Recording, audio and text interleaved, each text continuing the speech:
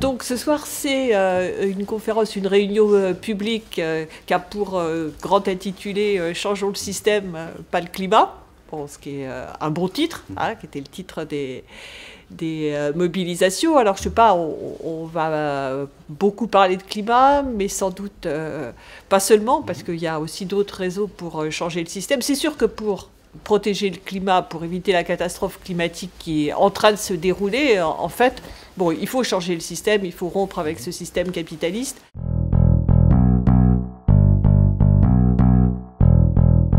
Typiquement, si on parle du climat, bon, le principal responsable du dérèglement climatique, ce sont les émissions de gaz à effet de serre, ça c'est établi, mais plus précisément, ce sont ce qu'on appelle les énergies fossiles, c'est-à-dire le gaz, le charbon, le pétrole, bon, qui ont été utilisés et surutilisés par le système capitaliste. Bon, et ce sont ces émissions-là qui produisent le réchauffement climatique. Pour en finir avec le réchauffement climatique, pour rester en deçà de cette fameuse barre des 2 degrés, voire des 1,5 degré, hein, puisque les populations les plus impactées, elles disent « Bon, écoutez, vos 2 degrés, vous êtes bien gentils, mais nous, 2 degrés, on est mort, on disparaît. Donc, ce serait mieux de rester à 1,5 degré. » Pour faire ça, pour aller très très vite, il faudrait arrêter l'utilisation des énergies fossiles, en gros en 2050.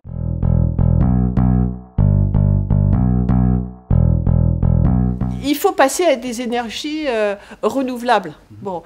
Mais ces énergies renouvelables, elles ne seraient vertes, entre guillemets, en tout cas respectueuses du climat, de l'environnement, des populations, qu'à condition d'être utilisées dans des conditions qui soient effectivement compatibles avec ça. Donc de manière décentralisée, de manière autogérée, de manière maîtrisée et de manière économe. Hein, l'idée, il n'est pas de faire exactement la même société que celle qu'on a avec le charbon, le pétrole, le gaz, le nucléaire, de le faire avec de l'éolien ou du solaire. C'est pas ça la question. Il y a évidemment des solutions techniques de substitution à trouver, mais pas pour faire fonctionner la société de la même façon. Donc toutes les questions de sobriété énergétique, de changement du modèle de production sont absolument essentielles. Donc ce n'est pas vert simplement parce que c'est renouvelable.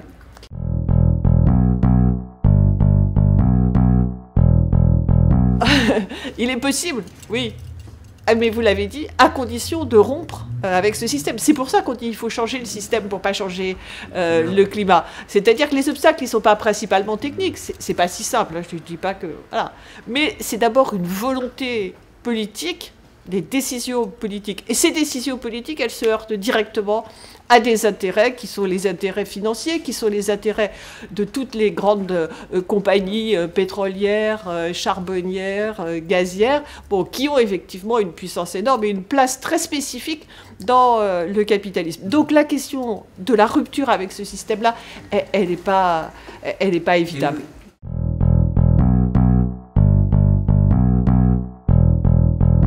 Alors, il y a les lobbies, c'est vrai, il suffisait de regarder la COP et de regarder les sponsors. Un mot tellement business que j'ai du mal avec lui. Bon, les sponsors de la COP. Enfin, c'était les pires criminels climatiques. Ils étaient tous là.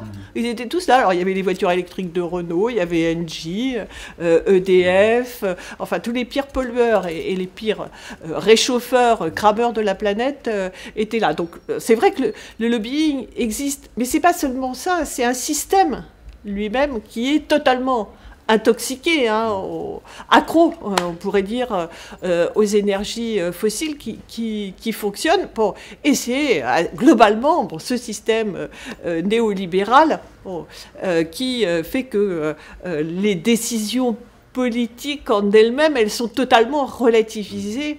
Les décisions démocratiques, elles sont totalement relativisées au profit d'une sorte de gouvernance qui est totalement sur le terrain des multinationales. Bon, j'en veux pour preuve les difficultés qu'il y a avec rompre avec ça, et on voit ce qui s'est passé en Grèce, par exemple. C'est-à-dire qu'il n'y a pas de conciliation possible avec ce système politique, avec ces institutions-là. D'accord.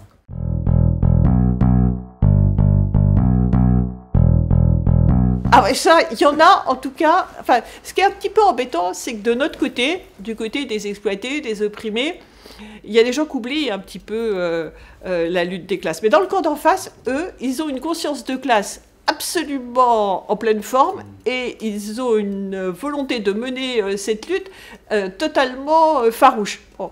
Et là, bon, sur les Goodyear, c'est un niveau... Enfin, on parle, quelquefois, les mots perdent de leur sens. On parle de criminalisation du mouvement social, du syndicalisme. Bon, mais dans ces proportions-là, on n'avait jamais vu.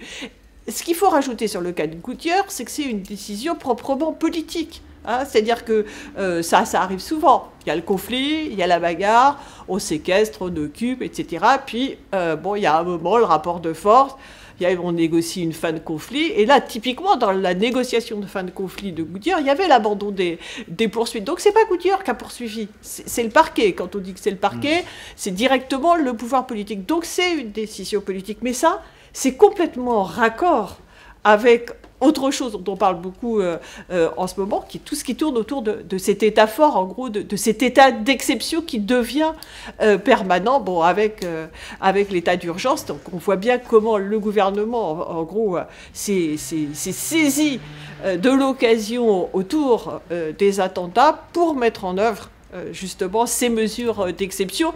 Et alors, c'est une justice d'exception, ce sont des mesures d'exception, mais qui, de plus en plus, n'ont rien d'exceptionnel, deviennent totalement chroniques et permanents.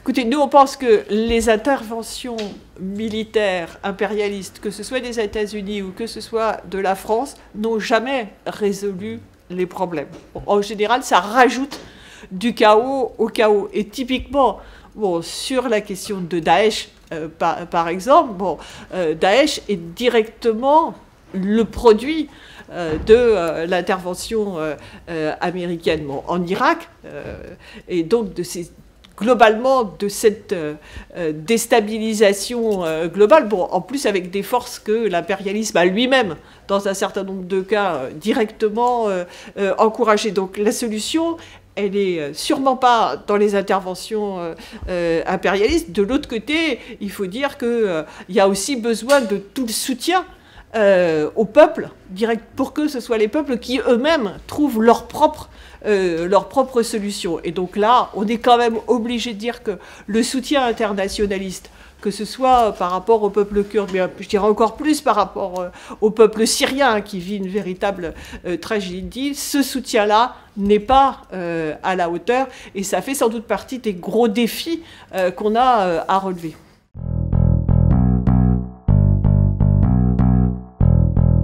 C'est une question de choix politique, alors avec ce truc absolument hallucinant qui est cette espèce de pseudo-théorie, comme quoi si on traite, je n'ose même pas dire bien, juste correctement, juste décemment, bon, les migrants, les réfugiés, espèce de théorie foireuse ça crée un appel d'air.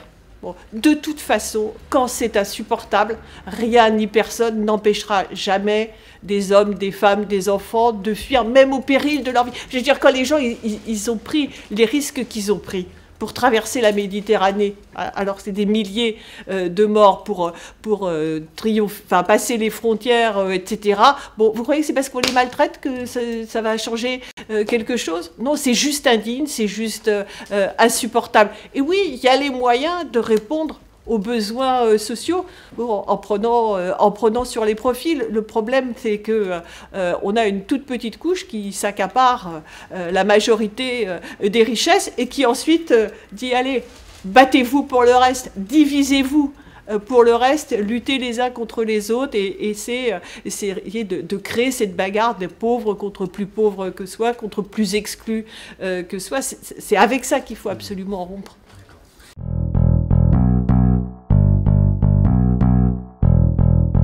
Là, il y a une urgence à combattre leur état d'urgence pour imposer nos propres urgences. Nos urgences, elles sont climatiques, évidemment, mais aussi sociales, démocratiques, je dirais humaines. Hein, quand on pense à ce qui se passe à Calais, à la façon indigne dont sont traités les migrants, les réfugiés à Calais, bon, il y a cette urgence-là qui est absolument indispensable.